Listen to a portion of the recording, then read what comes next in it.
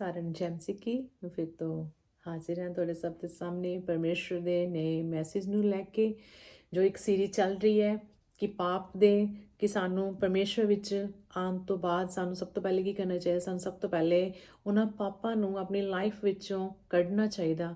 ਸਾਨੂੰ ਮੰਨਣਾ ਚਾਹੀਦਾ ਕਿ ਹਾਂ ਅਸੀਂ ਇਹ ਗਲਤੀ ਗੁਨਾਹ ਕੀਤੇ ਹੈ, ਪਾਪ ਕੀਤੇ, ਕਿਉਂਕਿ ਛੋਟੇ ਛੋਟੇ ਪਾਪ ਹੈ ਜਿਨ੍ਹਾਂ ਨੂੰ ਅਸੀਂ ਇਗਨੋਰ ਕਰ ਦਿੰਦੇ ਗੱਲਾਂ ਨੂੰ, ਬਟ ਉਹ ਪਰਮੇਸ਼ਵਰ ਦੀ ਬਾਣੀ ਸਾਨੂੰ ਦੱਸਦੀ ਹੈ ਕਿ ਉਹ ਪਾਪ ਹੈ, ਉਹ ਸਿਨ ਹੈ ਜੋ ਸਾਡੀ ਲਾਈਫ ਵਿੱਚੋਂ ਉਹ ਖਤਮ ਹੋਣੇ ਚਾਹੀਦੇ।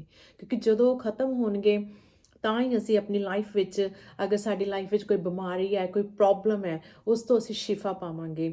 ਜਾਂ ਕੋਈ ਸਾਡੀ ਐਸੀ ਪ੍ਰੇਅਰ ਰਿਕੁਐਸਟ ਜਿਸ ਦਾ ਸਾਨੂੰ ਆਨਸਰ ਨਹੀਂ ਮਿਲ ਰਿਹਾ, ਉਸ ਦਾ ਸਾਨੂੰ ਆਨਸਰ ਮਿਲੇਗਾ ਔਰ ਅਸੀਂ ਉਸ ਬਲੈਸਿੰਗ ਨੂੰ ਪਰਮੇਸ਼ਰ ਕੋਲੋਂ ਲੈ ਸਕਾਂਗੇ ਜੋ ਉਸ ਪਰਮੇਸ਼ਰ ਨੇ ਸਾਡੇ ਵਾਸਤੇ ਠਹਿਰਾਈ ਹੈ। ਸੋ ਇਹ ਜੋ ਛੋਟੇ ਛੋਟੇ ਪਾਪ ਹੈ ਜਾਂ ਛੋਟੀਆਂ ਛੋਟੀਆਂ ਗੱਲਾਂ ਜਿਨ੍ਹਾਂ ਨੂੰ ਅਸੀਂ ਇਗਨੋਰ ਕਰ ਦਿੰਦੇ ਹਾਂ, ਅੱਜ ਅਸੀਂ ਇਹਨਾਂ ਬਾਰੇ ਜਾਣਦੇ ਹਾਂ ਕਿ ਪਰਮੇਸ਼ਰ ਦੀ ਬਾਣੀ ਦੇ ਵਿੱਚ ਜਦੋਂ ਅਸੀਂ ਖੁਦਾਵੰਦ ਦੇ ਵਚਨ ਨੂੰ ਪੜ੍ਹਦੇ ਹਾਂ ਤਾਂ ਸਾਨੂੰ ਪਤਾ ਚੱਲਦਾ ਕਿ ਅਸੀਂ ਕਿਸ ਤਰ੍ਹਾਂ ਦੇ ਪਾਪ ਕਰਦੇ ਹਾਂ। ਕੁਝ ਅਸੀਂ ਜਾਣੇ ਅਣਜਾਣੇ ਵਿੱਚ ਵੀ ਕਰ ਦਿੰਦੇ ਹਾਂ, ਸਾਨੂੰ ਪਤਾ ਨਹੀਂ ਹੁੰਦਾ ਉਸ ਚੀਜ਼ ਦਾ। ਔਰ ਪਰਮੇਸ਼ਰ ਦੀ ਬਾਣੀ ਸਾਨੂੰ ਸਭ ਕੁਝ ਕਲੀਅਰ ਕਰਦੀ ਹੈ ਕਿ ਸਾਨੂੰ ਇਹਨਾਂ ਪਾਪਾਂ ਤੋਂ ਕੀ ਕਰਨਾ ਚਾਹੀਦਾ, ਮਾਫੀ ਮੰਗਣੀ ਚਾਹੀਦੀ ਔਰ ਦੂਰ ਰਹਿਣਾ ਚਾਹੀਦਾ। ਇਹ ਗੱਲਾਂ ਸਾਨੂੰ ਰਿਪੀਟ ਆਪਣੀ ਲਾਈਫ ਵਿੱਚ ਨਹੀਂ ਕਰਨੀਆਂ ਚਾਹੀਦੀਆਂ। ਹਾਲੇਲੂਇਆ। ਸੋ ਅਸੀਂ ਖੁਦਾਵੰਦ ਦੇ ਬਚਨ ਦੀ ਤਰਫ ਚਲਦੇ ਹਾਂ ਔਰ ਉਸ ਤੋਂ ਪਹਿਲੇ ਅਸੀਂ ਫਿਰ ਤੋਂ ਪ੍ਰਾਰਥਨਾ ਕਰਦੇ ਹਾਂ ਪਰਮੇਸ਼ਰ ਦੀ ਹਜ਼ੂਰੀ ਦੇ ਵਿੱਚ। ਖੁਦਾਵੰਦ ਦੀ ਬਲੈਸਿੰਗ ਜੋ ਲੈਣੀ, ਅਸੀਂ ਪਰਮੇਸ਼ਰ ਦੀ ਹਜ਼ੂਰੀ ਦੇ ਵਿੱਚ ਇੱਕ ਮਨ ਹੋ ਕੇ ਸਭ ਜਨ ਪ੍ਰਾਰਥਨਾ ਕਰਦੇ ਹਾਂ। Hallelujah, hallelujah, hallelujah. ਧੰਨਵਾਦ ਪਿਤਾ ਯੀਸ਼ੂ, ਮੈਂ ਤੁਹਾਡਾ ਧੰਨਵਾਦ ਕਰਦੀ, ਤੁਹਾਡਾ ਥੈਂਕਸ ਕਰਦੀ ਮੇਰੇ ਸਾਮਰਥੀ ਪਰਮੇਸ਼ਰ, ਜ਼ਿੰਦਾ ਖੁਦਾਵੰਦ ਜੀ। ਸੱਚਮੁੱਚ ਤੁਹਾਡੀ ਪ੍ਰੈਜ਼ੈਂਸ, ਤੁਹਾਡੀ ਹਜ਼ੂਰੀ ਲਈ ਮੈਂ ਤੁਹਾਡਾ ਦਿਲ ਦੀਆਂ ਗਹਿਰਾਈਆਂ ਤੋਂ ਧੰਨਵਾਦ ਕਰਦੀ। ਅੱਜ ਇਸ ਅੱਛੇ ਮੈਸੇਜ ਲਈ, ਇਸ ਨਏ ਦਿਨ ਦੇ ਲਈ ਮੈਂ ਤੁਹਾਡਾ ਧੰਨਵਾਦ ਕਰਦੀ ਪਿਤਾ ਪਰਮੇਸ਼ਰ ਜੀ, ਜੋ ਤੁਸੀਂ ਸੱਚਮੁੱਚ ਇਹ ਮੈਸੇਜ ਸਾਨੂੰ ਦਿੱਤਾ ਮੇਰੇ ਜੀਵਿਤ ਪਰਮੇਸ਼ਰ, ਕਿ ਕੁਝ ਗਲਤੀਆਂ, ਕੁਝ ਗੁਨਾਹਾਂ ਦੇ ਕਰਕੇ ਅਸੀਂ ਆਪਣੀ ਲਾਈਫ ਵਿੱਚ ਅੱਗੇ ਨਹੀਂ ਵਧ ਪਾਉਂਦੇ।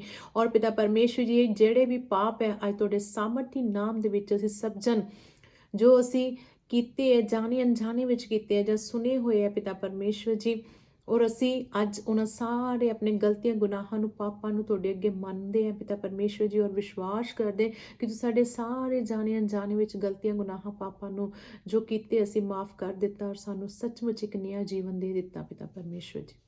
ਮੈਂ ਤੁਹਾਡਾ ਧੰਨਵਾਦ ਕਰਦੀ ਮੇਰੇ ਸਾਮਰਥੀ ਪਰਮੇਸ਼ਰ। ਆਓ ਹੌਲੀ ਸਪਿਰਿਟ, ਮੈਂ ਤੁਹਾਨੂੰ ਇਨਵਾਈਟ ਕਰਦੀ ਮੇਰੇ ਜੀਵਿਤ ਪਰਮੇਸ਼ਰ ਵਚਨ ਨੂੰ ਦੇਣ ਵਿੱਚ ਮੇਰੀ ਮਦਦ ਸਹਾਇਤਾ ਕਰਨਾ ਮੇਰੇ ਸਾਮਰਥੀ ਪਰਮੇਸ਼ਰ, ਤਾਂ ਕਿ ਮੈਂ ਉਸ ਤਰ੍ਹਾਂ ਜੋ ਤੁਸੀਂ ਮੈਨੂੰ ਮੈਸੇਜ ਦਿੱਤਾ ਮੈਂ ਸਭ ਤੱਕ ਲੈ ਕੇ ਜਾ ਸਕਾਂ, ਪਹੁੰਚਾ ਸਕਾਂ, ਜਿਸ ਤਰ੍ਹਾਂ ਤੁਸੀਂ ਸਮਝਾਉਣਾ ਚਾਹੁੰਦੇ ਹੋ ਪਿਤਾ ਪਰਮੇਸ਼ਰ। ਜੋ ਤੁਸੀਂ ਵਰਡ, ਜੋ ਤੁਸੀਂ ਸਿੱਖਿਆ ਉਹਨਾਂ ਨੂੰ ਦੇਣਾ ਚਾਹੁੰਦੇ ਹੋ ਸਭ ਨੂੰ ਪਿਤਾ ਪਰਮੇਸ਼ਰ ਜੀ, ਮੈਂ ਉਸੇ ਤਰ੍ਹਾਂ ਇਹਨਾਂ ਨਾਲ ਸ਼ੇਅਰ ਕਰ ਸਕਾਂ ਉਹਨਾਂ ਗੱਲਾਂ ਨੂੰ ਪਿਤਾ ਪਰਮੇਸ਼ਰ, ਇਹਨਾਂ ਭੇਤਾਂ ਨੂੰ ਸਭ ਦੇ ਉੱਪਰ ਪਿਤਾ ਪਰਮੇਸ਼ਰ ਜੀ, ਜੋ ਤੁਸੀਂ ਚਾਹੁੰਦੇ ਤੁਹਾਡੀ ਪਲੈਨਿੰਗ ਦੇ ਅਕੋਰਡਿੰਗਲੀ ਇਹ ਸਮਝਣ, ਸੁਣਨ ਔਰ ਪਿਤਾ ਪਰਮੇਸ਼ਰ ਉਸ ਦੇ ਉੱਪਰ ਚੱਲਣ ਵਾਲੇ ਬਣ ਜਾਣ ਮੇਰੇ ਸਾਮਰਥੀ ਪਰਮੇਸ਼ਰ। ਮੇਰੇ ਜ਼ਿੰਦਾ ਖੁਦਾਵੰਦ ਜੀ, ਮੈਂ ਤੁਹਾਡਾ ਧੰਨਵਾਦ ਕਰਦੀ ਔਰ ਇਸ ਪ੍ਰਾਰਥਨਾ ਨੂੰ ਮੰਗਦੀ ਤੁਹਾਡੇ ਪਿਆਰੇ ਬੇਟੇ ਪ੍ਰਭੂ ਯੀਸ਼ੂ ਮਸੀਹ ਦੇ ਨਾਮ ਵਿੱਚ, ਆਮੀਨ। Hallelujah, hallelujah, hallelujah. ਸੋ ਅਸੀਂ ਪਰਮੇਸ਼ਰ ਦੇ ਵਚਨ ਤਰਫ ਚੱਲਦੇ ਹਾਂ। ਅਸੀਂ ਕਾਫੀ ਵਾਰੀ ਸੁਣਿਆ ਹੋਇਆ, ਅਸੀਂ ਬਹੁਤ ਵਾਰੀ ਸੁਣਿਆ ਕਿ ਪਰਮੇਸ਼ਰ ਦਾ ਵਚਨ ਸਾਨੂੰ ਦੱਸਦਾ ਔਰ ਉਸ ਤਰ੍ਹਾਂ ਵੀ ਸਾਨੂੰ ਪਤਾ ਹੈ ਕਿ ਇਹ ਕੀ ਹੈ, ਇੱਕ ਪਾਪ ਹੈ, ਕਤਲ ਕਰਨਾ। ਔਰ ਖੁਦਾਵੰਦ ਦਾ ਵਚਨ ਸਾਨੂੰ ਕੀ ਦੱਸ ਰਿਹਾ, ਪਰਮੇਸ਼ਰ ਸਾਨੂੰ ਕੀ ਦੱਸ ਰਿਹਾ ਕਿ ਕਤਲ ਨਹੀਂ ਕਰਨਾ। ਔਰ ਇਹ ਕਤਲ ਜ਼ਰੂਰੀ ਨਹੀਂ ਹੈ ਕਿ ਇਨਸਾਨ ਦਾ ਹੋ ਸਕਦਾ, ਇਹ ਜਾਨਵਰਾਂ ਦਾ ਵੀ ਹੈ। ਕਿਸੇ ਵੀ ਚੀਜ਼ ਦਾ ਅਸੀਂ ਕਤਲ ਨਹੀਂ ਕਰਨਾ। ਹਾਲੇਲੂਇਆ। ਅਸੀਂ ਪਰਮੇਸ਼ਰ ਦੇ ਵਚਨ ਤਰਫ ਚੱਲਦੇ ਹਾਂ। ਅਸੀਂ ਦੇਖਾਂਗੇ ਪਰਮੇਸ਼ਰ ਦੇ ਵਚਨ ਦੇ ਵਿੱਚ ਸਭ ਤੋਂ ਪਹਿਲਾਂ ਉਤਪਤ 4 ਚੈਪਟਰ ਨੰਬਰ 4 ਔਰ ਵਰਸ ਨੰਬਰ 2 ਤੋਂ ਅਸੀਂ ਪੜਾਂਗੇ। ਹਵਾ ਨੇ ਇਸ ਦੇ ਪਿੱਛੋਂ, ਅਸੀਂ ਫਸਟ ਤੋਂ ਹੀ ਪੜ ਲੈਂਦੇ ਹਾਂ ਕਿ ਸਾਰਾ ਇੱਕਦਮ ਕਲੀਅਰ ਹੋ ਜਾਏ ਸਾਨੂੰ ਵਚਨ ਕੀ ਕਹਿੰਦਾ। ਤਦ ਆਦਮ ਨੇ ਆਪਣੀ ਪਤਨੀ ਨਾਲ ਸੰਗ ਕੀਤਾ ਅਤੇ ਉਹ ਗਰਭਵਤੀ ਹੋਈ। ਉਸਨੇ ਇੱਕ ਪੁੱਤਰ ਨੂੰ ਜਨਮ ਦਿੱਤਾ। ਉਸਨੇ ਆਪਣੇ ਪੁੱਤਰ ਦੇ ਜਨਮ ਤੇ ਇਹ ਕਿਹਾ, ਪ੍ਰਭੂ ਦੇ ਵੱਲੋਂ ਮੈਨੂੰ ਇਹ ਪੁੱਤਰ ਦੀ ਦਾਤ ਮਿਲੀ ਹੈ। ਇਸ ਲਈ ਉਸਨੇ ਉਸਦਾ ਨਾਂ ਕਾਇਨ ਰੱਖਿਆ। ਹਵਾ ਨੇ ਇਸ ਦੇ ਪਿੱਛੋਂ ਇੱਕ ਹੋਰ ਪੁੱਤਰ ਨੂੰ ਜਨਮ ਦਿੱਤਾ, ਜਿਸ ਦਾ ਨਾਂ ਉਸਨੇ ਹਾਬਲ ਰੱਖਿਆ। ਹਾਬਲ ਆਜੜੀ ਬਣ ਗਿਆ, ਪਰ ਕਾਇਨ ਖੇਤੀਬਾੜੀ ਕਰਨ ਲੱਗਾ। ਕੁਝ ਦਿਨਾਂ ਦੇ ਪਿੱਛੋਂ ਕਾਇਨ ਆਪਣੀ ਫਸਲ ਦਾ ਕੁਝ ਫਲ ਚੜਾਵੇ ਦੇ ਤੌਰ ਤੇ ਪ੍ਰਭੂ ਦੇ ਸਾਹਮਣੇ ਲੈ ਕੇ ਆਇਆ। ਹਾਬਲ ਵੀ ਆਪਣੇ ਇੱਜ਼ਤ ਦਾ ਪਲੋਠਾ ਲੇਲਾ ਲੈ ਕੇ ਆਇਆ ਅਤੇ ਉਸਨੇ ਉਸ ਦੀ ਚਰਬੀ ਪ੍ਰਭੂ ਦੇ ਸਾਹਮਣੇ ਚੜਾਵੇ ਦੇ ਤੌਰ ਤੇ ਚੜਾਈ।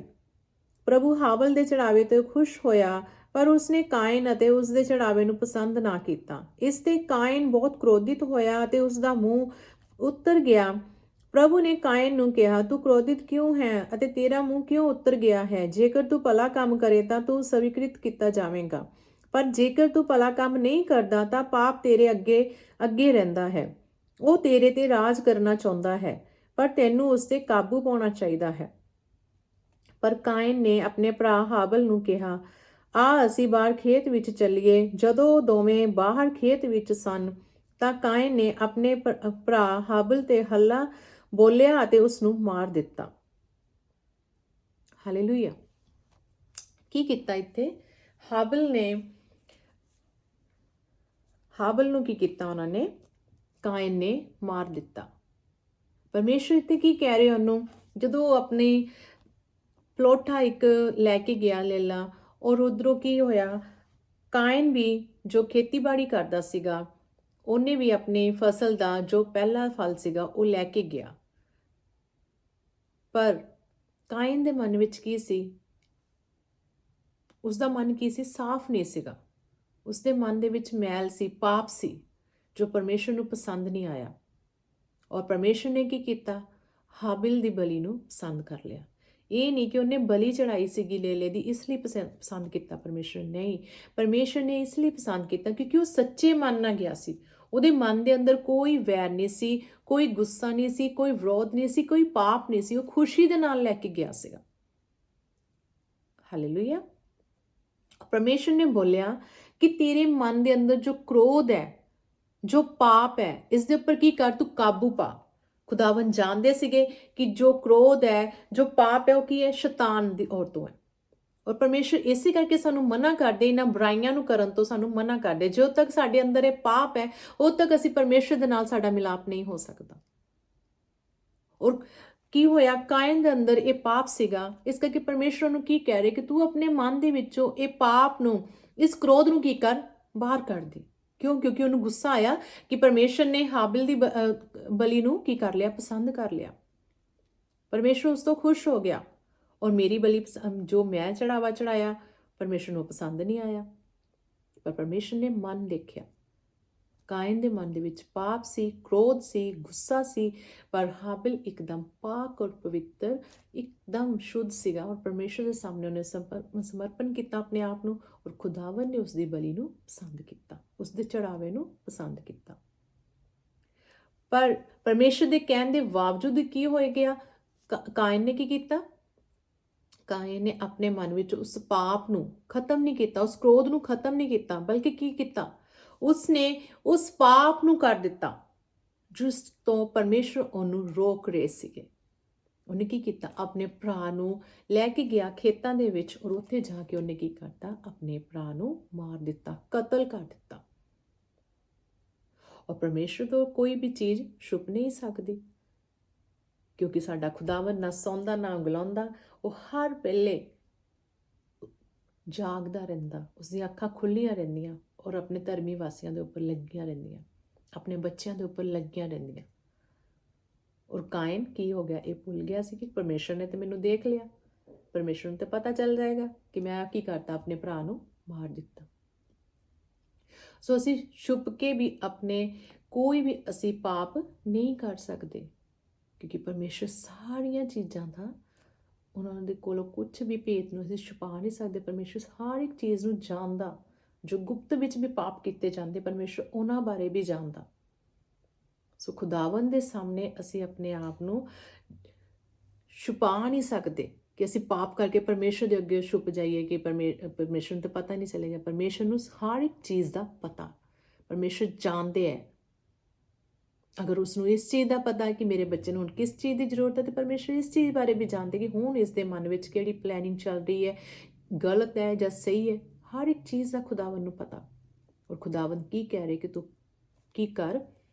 ਕਤਲ ਨਾ ਕਰ, ਖੂਨ ਨਾ ਕਰ ਕੋਈ। ਪਰ ਇੱਥੇ ਕੀ ਹੋਇਆ, ਸਟਾਰਟਿੰਗ ਵਿੱਚ ਹੀ ਅਸੀਂ ਪਰਮੇਸ਼ਰ ਦੇ ਵਚਨ ਨੂੰ ਪੜ੍ਹਦੇ ਹਾਂ। ਉਤਪਤ ਦੇ ਵਿੱਚ ਕੀ ਹੋ ਗਿਆ ਕਿ ਕਾਇਨ ਨੇ ਹਾਬਿਲ ਨੂੰ ਮਾਰ ਦਿੱਤਾ, ਆਪਣੇ ਸਕੇ ਭਰਾ ਨੂੰ ਮਾਰ ਦਿੱਤਾ, ਕਤਲ ਕਰ ਦਿੱਤਾ।